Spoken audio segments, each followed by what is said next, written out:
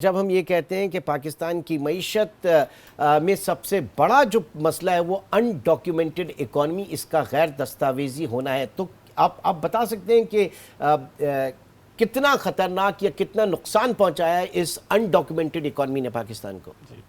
देखिए, पहली बात तो ये हमें पता ही नहीं चलता कि हमारी इकोनॉमी का साइज़ क्या है। यही सबसे बड़ी चीज़। हम कहते हैं कि जी जीडीपी कितनी है हमारी, पर कैपिटा इनकम क्या है, उसके ऊपर हमने पॉलिसीज़ क्या बनानी है, तो हम गेस करते हैं कि जी डॉक्यूमेंटेड इकोनॉमी हमारी तकरीबन इतनी बड़ी होगी, $350 बिलियन की, और शायद तकरीबन इतनी ही अनडॉक्यूमेंटेड इकोनॉमी है जो उसके पैरेलल है, जो पैरेलल इकोनॉमी कह सकते हैं, ब्लैक इकोनॉमी कह सकते हैं। तो आई थिंक अनडॉक्यूमेंटेड होना, और अनडॉक्यूमेंटेड क्यों होती हैं कि लोग अपने जो टैक्सेस हैं वो नहीं दिखाते। जब आप टैक्सेस नहीं दिखाते, आपको ये नहीं पता कि जो आप कलेक्ट कर रहे हैं वो कितना कर रहे हैं। अभी हम कहते हैं कि जी हमारी टैक्स टू जीडीपी रेशो जो है वो बड़ी कम है।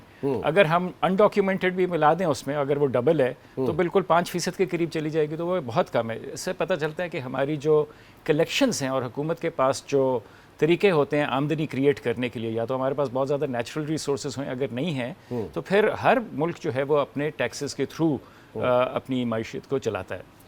अब मसला ये अनडॉक्यूमेंटेड की वजूहत क्या हैं, और एक जो वजह है वो ये है कि हमारी कैश के ऊपर डिपेंडेंसी बहुत ज़्यादा है। मतलब जो हमारे करेंसी नोट्स हैं उनके ऊपर, और लोग जो हैं वो सिस्टम से बाहर रहे कैश पेमेंट करके, और चाहे वो टैक्स नेट है या और है, उस चीज़ से बाहर है, उससे बाहर हैं। और देखें, दो चीज़ें हैं। एक तो ये कि वो जानबूझ के बाहर हैं क्योंकि उन्होंने गड़बड़ करनी है, और दूसरी चीज़ ये है कि शायद हमने जो शमूलियत की आपने शुरू में बात की उसके ऊपर इतना काम नहीं किया।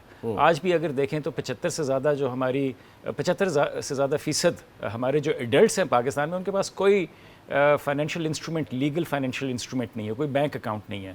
तो ये एक बहुत बड़ा गैप है कि 75 साल के बाद भी हमारे 75% जो एडल्ट्स हैं उनके पास कोई बैंक अकाउंट नहीं है। तो ये एक बड़े क्रिटिकल चीज़ है। दूसरी बात ये है कि हम जब रिटेल पे जाते हैं, पाकिस्तान में 10 लाख से ज़्यादा स्मॉल मीडियम माइक्रो एंटरप्राइजेज़ होती हैं, किराना स्टोर है, बाकी चीज़ें हैं। उधर कितनी जगहों के ऊपर आपका क्रेडिट डेबिट कार्ड चलता है या जैज़ कैशी जैसी चीज़ें चलती हैं।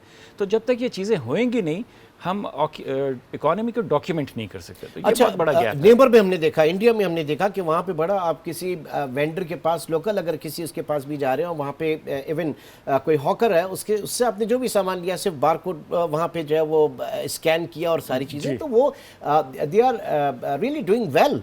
जी, उन्होंने पिछले कुछ सालों में तरक्की की है। हम बहुत पीछे नहीं है, इतना मायूस नहीं होना चाहिए। जैज़ कैश के तकरीबन 3 लाख के करीब मर्चेंट्स हैं पूरे पाकिस्तान में, जिधर आप QR कोड और USSD के थ्रू अपनी पेमेंट्स कर सकते हैं। तो इवन टुडे हर महीने जो है तकरीबन 12 अरब रुपए की जो पेमेंट्स हमारे जो सारिफीन, हमारे कस्टमर्स हैं जैज़ कैश के, वो डिजिटली करते हैं।